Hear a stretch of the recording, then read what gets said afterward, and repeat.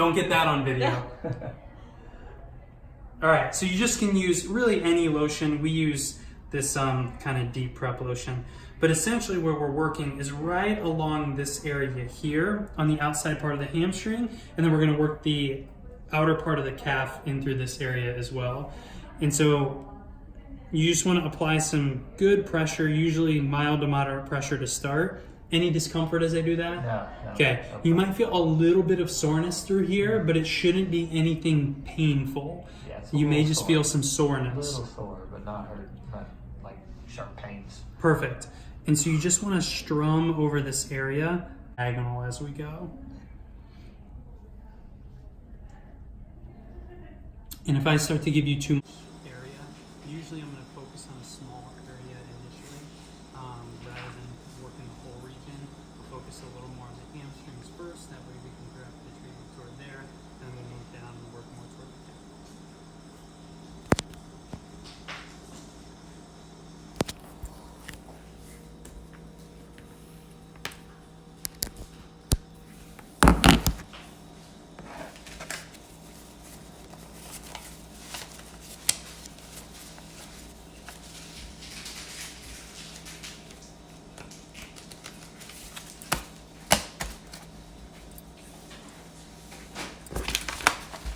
This is the one he used a towel for. Yeah. Just make sure your back is against the wall, so you don't use your anything else. Yeah. Use the right muscles.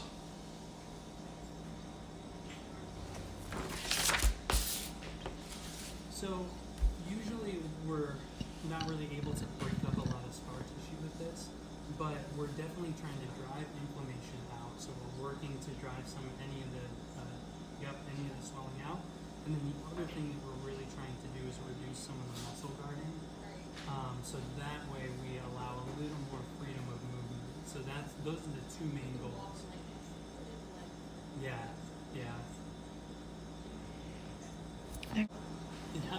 It's your body's natural response. It's like, we're not going to straighten out all the way. And we're not going to let you do it either.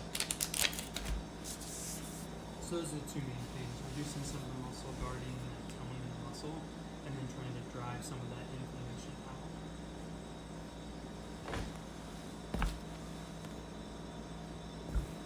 And when you ice, are you trying to elevate your leg up? Yes, I do that. Perfect. It's got a recliner, so I put some pillows under it. Perfect.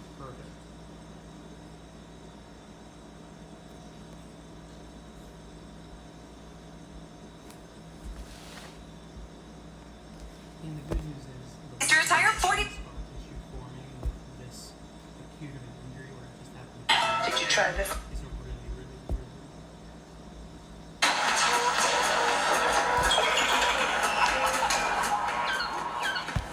After something really big like having your house burned down, one of the casualties here is all the little things. And, one of those little things is birthdays. They're not that big of a deal when you get to be my age, but like when you're 7 or 10 or 16, birthdays are a big deal. Okay. So cute. Really cute. Oh, here they come. Oh boy. Oh boy. I love it. Heather's an incredible community leader. She has helped out hundreds of people. I hear you guys are having a pretty tough time. Heather asked for like some flour and some sugar and stuff to make cakes with. And so there's flour and sugar in there. And there's not really a lot of problems that we can fix. But when people don't have birthday cakes, that's a problem that we can fix. So here are your birthday cakes. Come on up, find your cake, and then go to town. That's your cake. Give me a high five. Don't eat my hand, eat the cake. Yes, you can. It's cake, and it's good. My daughter's birthday was the week after the fire, so this is fantastic. This is really great. This is amazing. Yeah, anytime. Anytime, you gotta get a birthday cake. It was nice that all those kids got to feel special. Like somebody took the time to decorate this cake just for me. That feels really good. Here, give me a hug. You're super cute. Thank you. You're welcome. It's really satisfying for me to see a cake in front of a person and a fork. just having your own cake to devour at will. That is the way to eat a cake, I tell you. No, thank you. I'm so thankful and so humble that you guys did this for us. It means a lot. Very cool. Thank you very much. It was so nice to be able to see all these guys smiling and having a good time, knowing that they've just gone through something really rough. Happy birthday, guys. Dig in. It's like a unicorn threw up over here. Mamma mia. I've never hung a cake before. I'll have to find another way to ruin the wedding. People are here, and that's where our cake is, on the ground. Oh my God. Yeah, we did that here.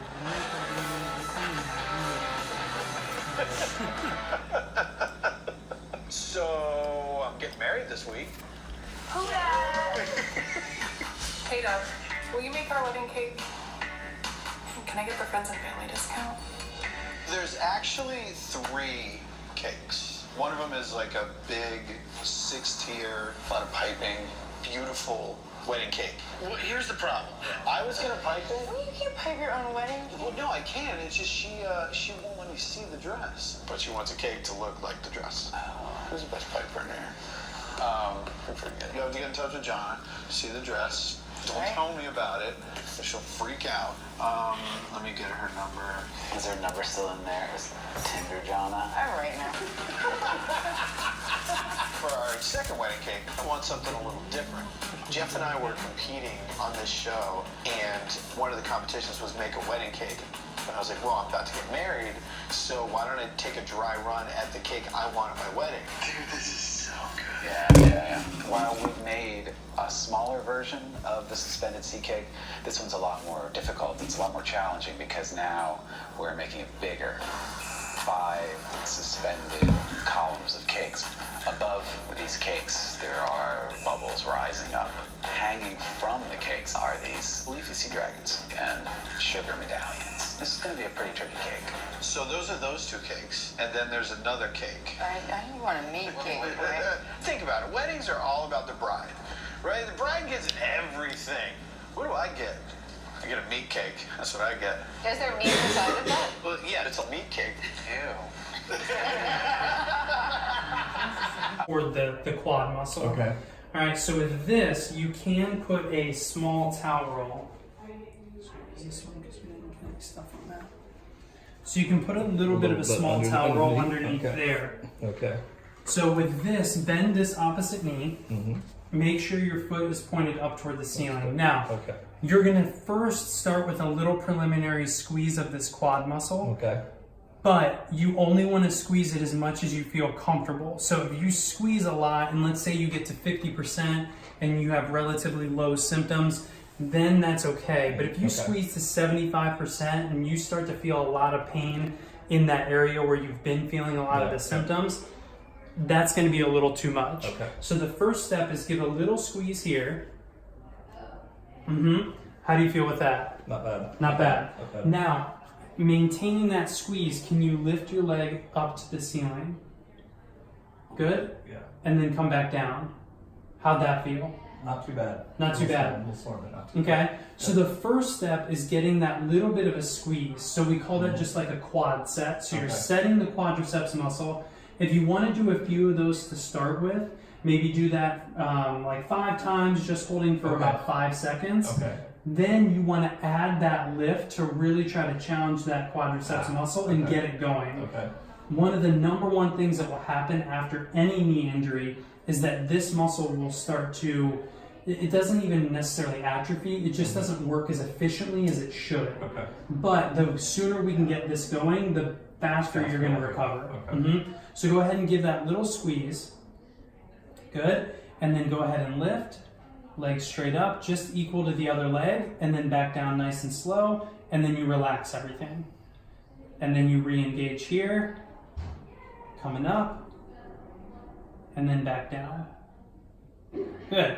So you're going to try to repeat about 20 of those leg lifts. Okay. Now, if you get to 10 and you were like, oh man, Steven, I am feeling that muscle is burning, stop at 10 and then slowly increase. But over the next week and a half, I want you to at least get to 20. 20. Yep, by the end of that. Okay. Sound good? Yep, good. All right, any questions on that one? Nope. All right, so that's the first one. Okay. Go ahead and lift up here. All right, so let me have you actually stand on up. So, you know a traditional calf stretch, you know, where you're doing like just like that runner stance, Right, leg push back, it, right, you put the toe leg back. forward, Yeah. heel down, leaning forward. So I want to have you do that as much as you feel comfortable, but I want to Okay. go over a couple Okay. little Okay. nuances with that. So go ahead and set up in that position. Okay. And so do me a favor, Mhm. come a little closer to the wall. Keep Okay. that foot nice and flat. Get flat. Okay. Mm-hmm. Toes relatively, so your toes can be pointed out a little bit because naturally that you'll be able to do while you're gone because Okay. there's very minimal equipment required. So right leg is going to be out in front of you like this, all right? Toes up toward the ceiling, but you don't have to pull them back. They're just Okay. kind of relaxed. Relax with that. So from here, take your hands, put them on top of your knee, kind of like this. Mhm. Okay, so you're almost making like a little V right over the top of the knee. Okay. Are you able to see that? Yeah. And so now what you want to do, keep your chest up, and you want to lean forward a little bit and give a little pressure, very light pressure, Very light downward. pressure pushing down. All right, you want to go again until you feel like a medium or moderate stretch. Feel okay with that? Mm-hmm. And then you're going to hold this for about a similar hold, About 45 45 seconds. Now, over the next week, so don't do this for, I would say, about 5 to 7 days. Okay. But over the next week, what you can start to do is we can start to bias the outer part of the hamstring. So in about a week, what I want to have you start to do is you're going to do a second round. So you're going to do 45 seconds 3 times. Then you're going to repeat that. But what you're going to do is you're going to take your foot and you're going to roll it in a little bit. So then when you lean forward, we're getting a little more pull on the outer part of the hamstring and the outer part of the calf. But don't do that for about 5 to 7 days. Okay, wait. Add that in about halfway through your trip. Okay. Sound good? Yes. Awesome. All right. So I got a couple more that I really just very mini like little squats. Okay. All right. So the key with this though is we're going to really focus on your hips. So with a lot of this, your hips play such a huge role in what happens at your knees that we want to make sure we're engaging the hips appropriately. Okay. So as you're standing, feet are about hip width apart. All right. Toes can be slightly rotated outward. And then from here, imagine sitting back into a chair. You're going to stick your hips back, let your knees bend a little bit, go as far as you feel comfortable, but no more than about half depth. So no more than about there. And then, and then go ahead and come back up and stand up. And when you come back up, give a little squeeze to your glutes and to the quad muscles. Yep. So go ahead and come back down. Think about nice, even weight through each side. Good. Just to about there. And then come back up. Good. And I'm limiting the depth that you're going because when you go further, your weight starts to shift towards your left. Okay. So I only want you to go about halfway Okay. down. Okay. So go ahead and do that again. Nice. And then come back up. Squeeze the glutes and the quads a little bit. Perfect. Feel okay with that? Yes. All right. Very good. So with this, you're going to repeat this a good amount of repetitions. It'll be 2 rounds of about 15 to 20. Okay. Start for the first half of the week. Mhm. Start with 2 rounds of 15, then up it to 20. 20. Okay. Sound good? Yep. All right, I got one more to get the quad going. Okay. Put it right behind your knee here. Again, toe can be slightly rotated out a little bit. And then this leg's going to be a little bit forward. That way you have a little more room. And then from here, it's very similar to what you were doing lying down, but you're able to get better engagement because you're bearing weight through this leg. Okay. So you have about 50-50 weight. And then from here, you're going to take that leg and you're going to press it back into the pillow. Now, again, just like when you were lying down, you may not be able to get your knee all the way straight and locked out, and that's okay. You just want to get enough to where you put that pressure, you can feel that muscle actually engaging, you can feel the muscle in the front of your thigh tightening, Okay. and then you're going to hold it. So it's minimal movement, but then you're going to hold that contraction for about 10 seconds. Okay. So let me have you give that a try. So you're going to put that right behind the knee joint there. Yep, perfect. Toe can be slightly rotated out. And then you're just giving a nice squeeze here, getting a little pressure back. Again, minimal symptoms. You shouldn't really have any pain with this. Not too bad. It's a little Okay. close, Does his back need to be up against the wall? So you want to try to prevent, good point, you want to try to prevent yourself from leaning forward, because what will happen is you end up using your glute muscles and you end up doing this Right, that's what he was doing. as opposed to squeezing back. Right. So really the only motion should really come from the Just knee. come from the knee. If you need to have the pillow thicker or if you need to put another pillow in there, that's fine. Okay. The goal of this is to just engage that quadriceps muscle with minimal movement. The other nice thing is this type of exercise has been shown to help reduce some of your pain in the joint area. Oh, okay. So you'll do this 10 times and you're going to repeat it about 12 or 15 times. Okay. Okay. Sound good? Yeah. All right, feel okay with all those? Yes. Not start this maybe until a little bit later, maybe, so give it a day to kind of rest and then start it whatever day you would get over to Thursday. to your, Okay. yeah. We land on So you want to put this right on the area that I was working. So it's going to be the lower part of the hamstring, the upper part of the calf here. Okay. And then all you need to do is you can just kind of roll along that a little bit. Okay. Mm-hmm. Okay. And then the other thing that you can do as well is you can kind of rock side to side, and then you kind of grade the pressure. So you're going to Okay. feel that in different areas. It's going to be a little easier once you get down right behind kind of the joint area. Yeah. And then the other thing too is as you get into the calf, is now when you're here, you can pull the calf or pull the foot up and then point it away and go back and forth like that, keeping that pressure.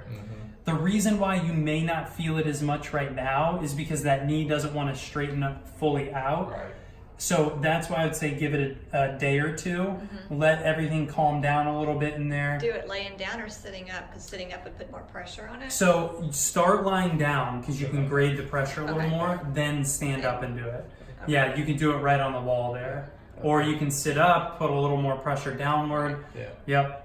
But the goal is you want to hit the outer part and the lower part of the hamstring and then the calf. So the key thing with the calf is when you start moving your foot, that's really where you're going to be able to get a better mobilization through that area. Right. Yeah. Sound good? Okay. Good.